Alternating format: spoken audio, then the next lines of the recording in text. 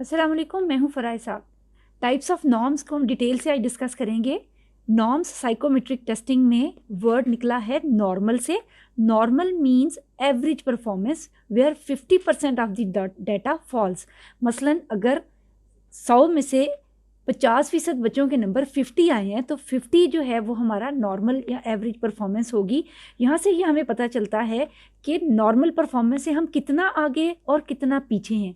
तो types of norm जो हम साइकोमेट्रिक टेस्टिंग में हम डिस्कस करते हैं उनको हम डिवाइड करते हैं डेवलपमेंटल नॉर्म्स में and with in group norms में। डेवलपमेंटल जैसे डेवलपमेंट से निकला है, यानी कि कोई चीज़ जो प्रोग्रेस कर रही है उसको उस प्रोग्रेस के दर्जात हमने डिफरेंट तरीके से बनाए हैं, उस तरह से होंगे। एंड विद इन होता है अपने अंदर, ग्रुप के अंदर ही जब हम उनका तकाबली जायज़ा लेते हैं, उनका कंपेयर एंड कंट्रास्ट करते हैं तो वो विद इन ग्रुप कहलाएगा। तो बेसिकली ये 2 टाइप्स ऑफ नॉर्म्स होते हैं जो कि साइकोमेट्रिक टेस्टिंग में इस्तेमाल होते हैं जब हम कोई भी साइकोलॉजिकल टेस्ट बनाते हैं।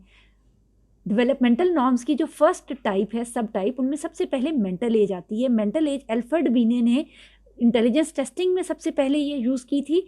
और मेंटल एज क्या है? क्रोनोलॉजिकल एज होती है हमारी फिजिकल एज। जैसे एक बच्चे की असल उम्र 6 साल है और वो अगर हम उसे मैथ्स का टेस्ट देते हैं तो वो उस एज के बच्चों जितना कर लेता है जो कि 6 साल का मैथ्स पढ़ने वाला बच्चा कर सकता है। तो इसका मतलब है कि बच्चे की जो ज़हनी सतह है, ज़हनी औसत है, वो 6 साल के बच्चे जितनी है। इस तरह हम कह सकते हैं जो बेजल एज है वो हाईएस्ट एज होगी जहाँ पर तमाम के तमाम उस जितने टेस्ट हैं उससे नीचे वाले टेस्ट पास कर लिए गए हैं। इसी तरह से जब एक लेवल पर सारे टेस्ट पास कर लिए और बेजल एज निकल आई तो हम पार्शियल क्रेडिट देंगे उससे ज़्यादा, अगर उसने उससे ज़्यादा उसने टेस्ट क्लियर कर लिए हैं। जिस तरह हम ओवरऑल कैसे एग्रीगेट निकालते हैं, अ 4-year-old child who scored 150 on an IQ test would have a mental age of 6. The age appropriate average score is 100. Therefore हम मेंटल एज ऐसे निकालते हैं 150 जो उसका टेस्ट के अंदर स्कोर आया डिवाइडेड बाय 100 मल्टीप्लाई बाय 4 जो उसकी रियल एज है। तो इस तरह हमें पता चला कि उसने जो टेस्ट परफॉर्म किया है ये 6 साल के बच्चे जितनी एवरेज हमारे पास निकली है। अब फ़र्ज़ करते हैं कि यहाँ पर 4 की बजाय 8 ईयर है तो हम यहाँ पर क्या करेंगे, 150 डिवाइडेड बाय 100 मल्टीप्लाई बाय यहाँ पर 4 की बजाय 8 आ जाएगा तो हमें आंसर आ जाएगा। तो हो सकता है कि यही स्कोर जो 4 साल तक के बच्चे के लिए तो अबव एवरेज है यानी 6 ईयर्स तक के लिए, लेकिन अगर 8 ईयर का बच्चा है तो अब जो स्कोर निकलेगा वो बिलो होगा। तो इस तरह की छोटी छोटी कुछ टर्मिनोलॉजीज़ हैं, जैसा कि यहाँ पर है बेजल एज जहाँ तक के सारे टेस्ट बच्चे ने क्लियर कर लिए, पार्शियल क्रेडिट्स जो कि अगली जो एज है उसके मंथ्स हम ऐड कर लेते हैं, क्रोनोलॉजिकल एज जो फिजिकल एज होगी बच्चे की, जैसे इस एग्जांपल में 4 ईयर क्रोनोलॉजिकल एज है। आईक्यू टेस्ट जो एडमिनिस्टर किया था उसका स्कोर 150 आया है हमारे पास, तो ये एक तरह की हमारे पास एक रॉ स्कोर आया है इसका जो उसका आया है। उसके बाद हमने उसका आईक्यू निकाला है, मेंटल एज हमने निकाली है, MA = मेंटल एज, तो मेंटल एज हमारे पास फिर 6 आई है। तो सबसे पहले डेवलपमेंटल नॉर्म्स में जो बड़े होने के साथ साथ बढ़ोतरी के साथ साथ एज प्रोग्रेस करने के साथ हम कंपैरिजन निकाल सकते हैं, उसमें मेंटल एज आती है। नेक्स्ट हमारे पास आते हैं ग्रेड्स, यानी कि मेंटल एज में तो हम एज वाइज बच्चों को कंपेयर कर रहे थे कि वो अपने एज के हम उम्र बच्चों से कितना आगे और कितना पीछे हैं। ग्रेड में हम कहेंगे कि वो अगर 4th या 5वीं जमात में पढ़ते हैं तो वो अपने हम जमात बच्चों से कितना आगे और कितना पीछे हैं। एक एवरेज बच्चा जो एक जमात में पढ़ता है उसके जितने नंबर आए हैं तो इस एक बच्चे के नंबर उस एवरेज मार्क्स से कितने कम और कितने ज़्यादा हैं। इसको हम ये कहेंगे कि individual's score is compared with reference to his class और grade. Performance on maths is equal to grade 8, performance on general knowledge is equal to grade 7 and reading ability is equal to grade 6। क्योंकि हर एक domain हमारी different होती है, कोई बच्चा किसी एक सब्जेक्ट में आगे या पीछे होता है तो इस तरह मल्टीपल डोमेन्स में उसकी एप्टीट्यूड के मुताबिक हम डिफरेंट उसकी नॉर्म्स निकाल सकते हैं उसके ग्रेड के अकॉर्डिंग। तो यहाँ पर जो हमारा रेफरेंस ग्रुप होगा वो ग्रेड होगा।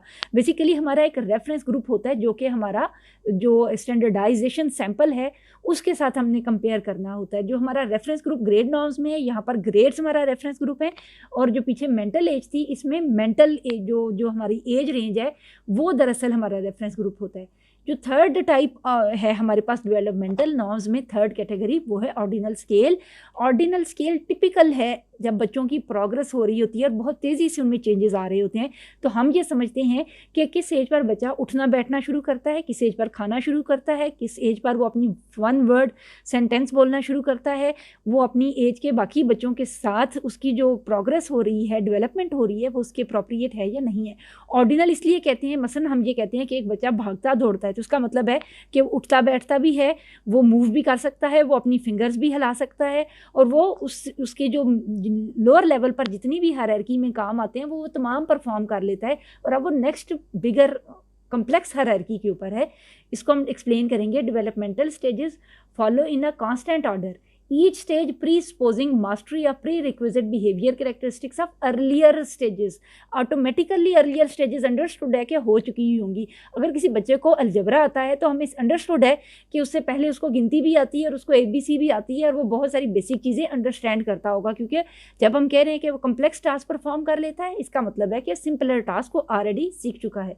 तो successful performance at one level implies success at all lower levels. Ordinal scale से हमारी जो डेवलपमेंटल नॉर्म्स हैं वो मुकम्मल होती हैं। नेक्स्ट जो सेकंड टाइप कैटेगरी है हमारे पास नॉर्म्स की, और जो साइकोलॉजिकल टेस्टिंग में सबसे ज़्यादा यूज़ होता है, वो विद इन ग्रुप नॉर्म्स होते हैं। विद इन ग्रुप्स नॉर्म यानी अपने ही ग्रुप के लोगों के साथ बाहम जायज़ा, औरतों का औरतों के साथ, मर्दों का मर्दों के साथ, यूनिवर्सिटी स्टूडेंट्स का यूनिवर्सिटी स्टूडेंट्स के साथ, साइकाइट्रिक पॉपुलेशन का साइकाइट्रिक पॉपुलेशन के साथ, बच्चों का अपनी हमें एज के अकॉर्डिंग उनकी अपने हमउम्र बच्चों के साथ, हाउसवाइफ्स का हाउसवाइफ्स के साथ। तो जो जिस gender wise, age wise, ethnic background wise हम कोई एक ऐसा क्राइटेरिया बना लेते हैं, उसके बाद हम नॉर्म्स निकाल लेते हैं एक टेस्ट की, कि नॉर्मल लोगों ने, जिस तरह हमने कोई टेस्ट लगाया एग्रेशन का, तो नॉर्मल रेंज कितनी आई, एवरेज जो यूनिवर्सिटी स्टूडेंट्स हैं मेल, उनका स्कोर 160 आया। तो अहमद के ऊपर हम टेस्ट लगाते हैं, उसका 140 आया, तो हमें देखने में पता चल रहा है कि अहमद अब 140 उसका स्कोर है, तो उसका 20 पॉइंट्स कम आ रहा है एग्रेशन के ऊपर स्केल। वो कम गुस्सा करता है अपनी बाकी जो उसकी एज के यूनिवर्सिटी स्टूडेंट्स हैं, नॉर्मल स्टूडेंट्स हैं, उनकी निस्बत। तो हमारे पास हमेशा एक normal range of behaviour reference group होगा। विद इन ग्रुप नॉर्म्स में रेफरेंस ग्रुप हमारा अपना ही जो ग्रुप है, उसी के साथ ही हम उसका तकाबली जायज़ा लेते हैं। तो norms which are comparable in a particular group are called within group norms, and individual's performance is compared with his or her own group. Such group is labelled as relative group. इसको reference group भी कहते हैं, relative group भी कहते हैं, और sample standardisation sample भी कहते हैं। ये सारे इसी के नाम कहलाए जाते हैं। तो जो types of with in group norms हैं, जैसे हमने पीछे अभी डेवलपमेंटल नॉर्म्स की तीनों टाइप्स पढ़ी, विद इन ग्रुप नॉर्म्स की भी नेक्स्ट हमारे पास डिफरेंट टाइप्स आती हैं। सबसे आसान हमारे पास जो मेथड्स हैं स्टैट्स में यूज़ होते हैं वो मीन, मीडियन, मॉड है। मीन का मतलब क्या होता है? Mean is exactly the average performance. जैसा कि मैंने आप पहले बताया कि अगर 100 मार्क्स का टेस्ट है और 50% बच्चों के नंबर 50 आए हैं तो मीन 50 होगा। मीडियन का मतलब होता है to divide the data into 2 equal parts. जैसा कि अगर 100 बच्चों के ऊपर हमने टेस्ट एडमिनिस्टर किया तो उनकी जो एक हमने असेंडिंग ऑर्डर में उनके मार्क्स हमने अटैच कर दिए, और बीच की जो हमारे पास कट ऑफ पॉइंट आएगा, हाफ आएगा data, if we divide the data into 2 equal parts, तो वो मीडियन कहलाएगा। और मॉड का मतलब है मोस्ट फ्रीक्वेंटली अकरिंग डाटा, जिसमें हम क्वालिटेटिव एनालिसिस हमने करना हो तो हम मॉड यूज़ करते हैं। ये तीनों ही बहुत ही बेसिक है। हम कोई भी चीज़ जब करते हैं सबसे पहले मीन, मीडियन, मॉड निकालते हैं, लेकिन ये अल्टीमेट नहीं होता। हमारे लिए ज़रूरी होता है कि जब हम सोफिस्टिकेटेड वे में साइकोमेट्रिक टेस्टिंग की नॉर्म्स निकालते हैं तो हम हायर स्टैटिस्टिकल प्रोसीजर्स की तरफ जाएं। ये निकालने के बाद, यानी मीन, मीडियन, मॉड और स्टैंडर्ड डेविएशन निकालने के बाद हम नेक्स्ट उसके ऊपर आते हैं।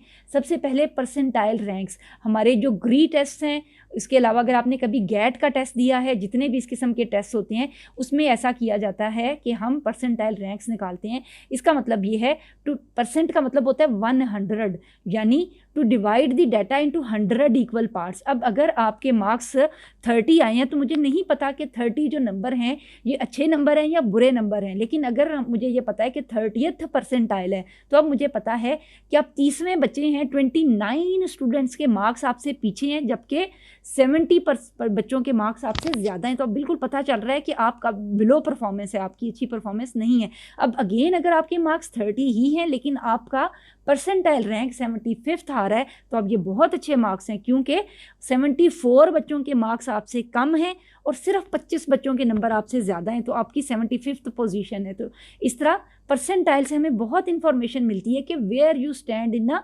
हायरार्की, आप कहाँ खड़े होते हैं, आपकी पोजीशन कहाँ बनती है।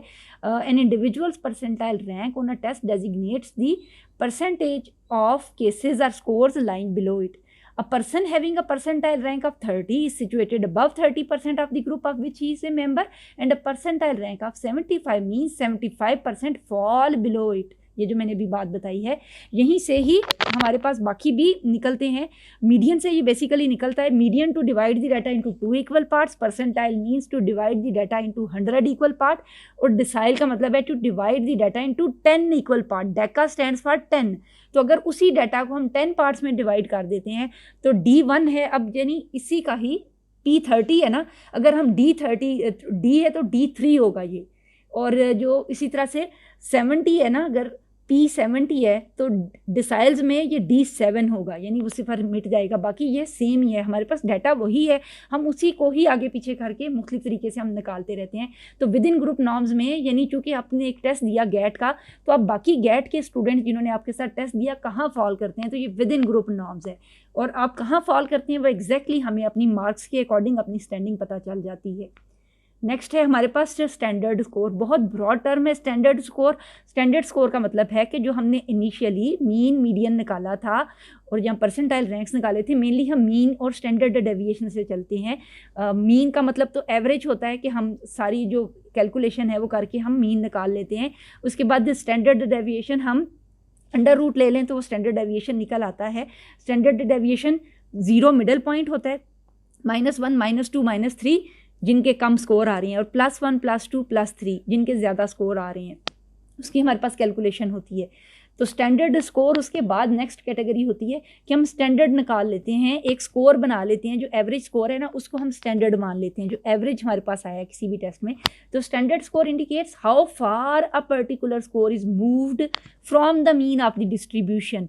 जिस तरह आपने जो पीछे गैट का टेस्ट दिया, 30 आपके मार्क्स आए थे, तो अगर एवरेज बच्चों के मार्क्स जो 50% बच्चों के मार्क्स आए हैं, एवरेज परफॉर्मेंस वाज 50 और आपके आए हैं बीच में से 30, तो इसका मतलब है कि आप जब हम कैलकुलेट करेंगे तो हमारे पास उसका स्टैंडर्ड डेविएशन निकल आएगा, हमें पता चलेगा कि आप कितने अवे हैं मीन से। जितने ज़्यादा आप अवे हैं मीन से, इतना मतलब ये है कि आपकी नॉर्मल लोगों से परफॉर्मेंस कम या ज़्यादा है। तो चूँकि साइकोलॉजी के जो कंस्ट्रक्ट्स हैं वो एग्रेशन, एंजाइटी, फ्रस्ट्रेशन हुआ करते हैं, तो चूँकि इसमें हमें ये हमने एक बेंचमार्क बनाना होता है, अपने लिए स्टैंडर्ड बनाना होता है कि जो एक हमारे पास एक ऐसी लाइन आ जाए, ड्रॉ हो जाए, पेसल लाइन, जहाँ से हम कंपैरिजन ड्रॉ कर सकें कि यूनिवर्सिटी मेल स्टूडेंट कितने एग्रेसिव होते हैं, यूनिवर्सिटी फीमेल स्टूडेंट्स कितनी एग्रेसिव होती हैं। अब उनका आपस में तो मुकाबला नहीं है, लेकिन अपने अपने रेफरेंस ग्रुप के साथ उनको हम कंपेयर कर सकते हैं और उनको कंट्रास्ट कर सकते हैं। स्टैंडर्ड स्कोर में हम जो मीन हमारे पास आ जाता है ना, हम अपनी कैलकुलेशंस आसान करने के लिए उसको 0 पॉइंट मान लेते हैं कि ये 0 पॉइंट है। अब जो उससे आगे या पीछे आ रहा है, -1 आ रहा है, तो उसका मतलब है बहुत ज़्यादा अवे नहीं है मीन से। अगर -2 की रेंज में आ रहा है तो अब है कि अवे फ्रॉम मीन है और काफ़ी दूर है, और -3 काफ़ी अवे फ्रॉम मीन होता है, वो बिल्कुल एक्सट्रीम्स पे फॉल करता है। तो कोई हमें सिर्फ स्टैंडर्ड डेविएशन बता देता है या स्टैंडर्ड स्कोर बता देता है, तो वहीं से ही हमें अंदाज़ा हो जाता है कि हम डिस्ट्रीब्यूशन में कहाँ खड़े हैं। स्टैंडर्ड स्कोर से ही हम जी स्कोर निकालते हैं। बेसिकली हायरार्की ऐसे बनती है, सबसे पहले हम मीन निकालते हैं, उसके बाद हम स्टैंडर्ड डेविएशन निकालते हैं। जब हम स्टैंडर्ड डेविएशन निकाल लेते हैं तो हम बहुत सी नेक्स्ट सोफिस्टिकेटेड कैलकुलेशंस कर लेते हैं स्टैट्स की, और इस तरह हम बहुत सी सोफिस्टिकेटेड वे में नई जो नॉर्म्स हैं वो निकाल लेते हैं। अच्छा जी, जी स्कोर कहाँ यूज़ होता है? जहाँ पर हमने कंपैरिजन निकालना होता है टू इंडिविजुअल्स का। मसलन अहमद फर्म 1A में काम करता है, मोहम्मद फर्म B में काम करता है। एक की तनख्वाह में भी 10% इजाफा हुआ है और दूसरे की तनख्वाह में भी 10% इजाफा हुआ है। दोनों की तनख्वाह एक दूसरे से फ़र्क है, लेकिन relative to their own firms जो अहमद है वो ये कहता है कि मेरी तनख्वाह ना बाकियों से 20% ज़्यादा इंक्रीज़ हुई है, लेकिन जो मोहम्मद है उसको ये लगता है कि मेरी तनख्वाह उतनी ज़्यादा नहीं बढ़ी है। ये जो हम कंपैरिजन ड्रॉ करेंगे ना, दो लोग जो अलग अलग जगहों पर हैं और उनकी हम रिलेटिव परफॉर्मेंस का कंपैरिजन निकाल रहे हैं, वो जी स्कोर कहलाता है। उसके अलावा जो जी स्कोर है इसकी कुछ और भी हमारे पास अप्लाई करने से पहले स्टैट्स की इन्फ्रेंसेस होती हैं जो हमने पूरी करनी होती हैं पॉपुलेशन और सैंपल के लिहाज से, उनकी यहाँ पर ज़रूरत नहीं है, लेकिन उसका फार्मूला मेरे पास लिखा हुआ है x minus mu over sigma. अब यहाँ पर x की वैल्यू अगेन वही है जो हमारे पास एक रॉ स्कोर की आती है, म्यू हमारे पास होता है मीन और सिग्मा हमारे पास स्टैंडर्ड डेविएशन होता है। तो मेनली सबसे पहली कैलकुलेशन हमारे पास मीन और स्टैंडर्ड डेविएशन की हुआ करती हैं। अब जी स्कोर आया 1.6, the z score tells you how many standard deviations from the mean your score is. जिस तरह 1.6 आया, ये ऑलमोस्ट 2 है, तो हम कहेंगे कि ये 0 से कितना दूर है और ये +1 में है। इसका मतलब है कि जिसका भी ये स्कोर है, हम समझते हैं मसलन किसी ने ये एग्रेशन का साइकोलॉजिकल टेस्ट लगाया, तो हम कहेंगे कि अहमद एवरेज मेल्स की निस्बत जो उसकी एज के हैं और अपने रेफरेंस ग्रुप्स के हैं उनसे 1.6 standard deviation away from mean है। तो 1.6 को अगर हम राउंड ऑफ करें तो ये 2 के करीब जा रहा है, तो ये स्टूडेंट यानी ज़्यादा गुस्सा करता है। अगर माइनस में होता तो हम कहते हैं कम गुस्सा करता है। तो माइनस और प्लस बहुत मैटर करता है क्योंकि हमें इंक्रीज़ और डिक्रीज़ का पता चलता है। तो अहमद 2 स्टैंडर्ड डेविएशन है और ये काफ़ी ज़्यादा गुस्सा करता है अपने हम उम्र बाकी बच्चों की निस्बत। ठीक है, ये इस तरह हमें ये पता चल जाता है। Z scores are used to compare relative performance of 2 individual scores in their own reference groups, अपने अपने ग्रुप में। यानी अदरवाइज तो हमें लगेगा कि अहमद को भी इंक्रीमेंट मिली है और मोहम्मद को भी इंक्रीमेंट मिली है, लेकिन अब हमें पता चला है कि एक को इतना फ़र्क नहीं पड़ रहा है जबकि दूसरे को काफ़ी फ़र्क पड़ रहा है। नेक्स्ट उसके बाद आते हैं हमारे पास टी स्कोर्स। टी स्कोर्स इस्तेमाल होते हैं जब हमारे पास सैम्पल डाटा कम होता है और हमें पॉपुलेशन जो स्टैंडर्ड डेविएशन है वो पता नहीं चल रहा होता, उस टाइम पर हम टी स्कोर यूज़ करते हैं। इसके जो हमारे पास आता है तब हम मीन 50 सेट कर लेते हैं। जैसे स्टैंडर्ड स्कोर्स में मीन हम 0 सेट कर लेते हैं, टी स्कोर्स में हम 50 सेट कर लेते हैं, क्योंकि जब हम कैलकुलेशंस करते हैं तो वो इतनी कॉम्प्लिकेटेड हो जाती हैं हमारे लिए, हम अपनी आसानी के लिए मीन को 50 मान लेते हैं। और अब हम कंपेयर करते हैं कि हमारी जो परफॉर्मेंस है वो कहाँ फॉल करती है।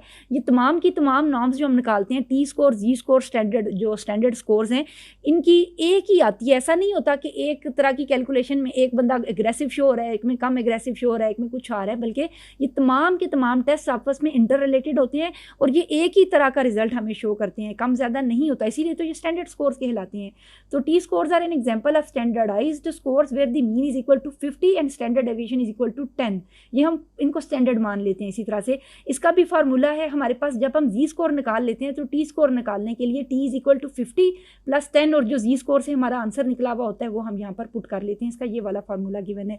यानी सबसे पहले हम मीन निकालेंगे, स्टैंडर्ड डेविएशन निकालेंगे, उसके बाद अब जी स्कोर निकालेंगे। जब जी स्कोर निकाल लेंगे तो टी स्कोर के इस फार्मूला में पुट कर लेंगे। इस तरह से हम अपनी ग्रुप नॉर्म्स निकाल लेते हैं विद इन ग्रुप नॉर्म्स। ये जब हमारे पास बन जाती हैं फिर हम किसी इंडिविजुअल पे टेस्ट लगाते हैं और उसका जो स्कोर आता है तो हम इस स्कोर के साथ कंपेयर कर लेते हैं कि इस बंदे का उससे कितना कम और कितना ज़्यादा है। इस तरह हमें ये पता चल जाता है कि नॉर्मल लोगों से हमारी परफॉर्मेंस कितनी कम और कितनी ज़्यादा है। उम्मीद है आपको ये क्लिप मैंने बहुत छोटी बनाई है, आपको अच्छी तरह से समझ आ गई होगी। मेरे चैनल को लाइक और सब्सक्राइब कीजिएगा, बंदे रहिएगा मेरे चैनल के साथ। मिलते हैं अगले क्लिप में। अल्लाह हाफिज़।